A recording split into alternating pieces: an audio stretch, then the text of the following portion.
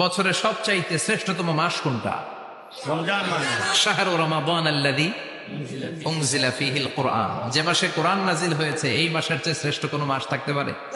চিল্লায় বলেন থাকতে পারে? তার মানে বছরের শ্রেষ্ঠ দিন আরাফার দিন, বছরের শ্রেষ্ঠ রাত কদরের রাত, বছরের শ্রেষ্ঠতম মাস রমজান মাস। এবার বলেন সপ্তাহের মধ্যে শ্রেষ্ঠতম দিন কোনটা? বিশ্বনবী বললেন সাইয়্যিদুল আইয়াম, leader of the all days in the week. সপ্তাহের যতগুলো দিন আছে 7টা দিনের সর্দার হচ্ছে ইয়াউমুল জুমা, জুমার দিন। চিল্লায় পড়েন আল্লাহু আকবার।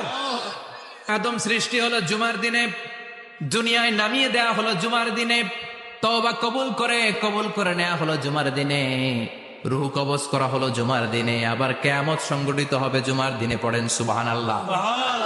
আবার বিশ্বনবী বললেন আর রমাদান ইলা রমাদান, এক রমজান থেকে আরেক রমজানের মাঝখানে যত গুনাহ হয় মাফ করে কে?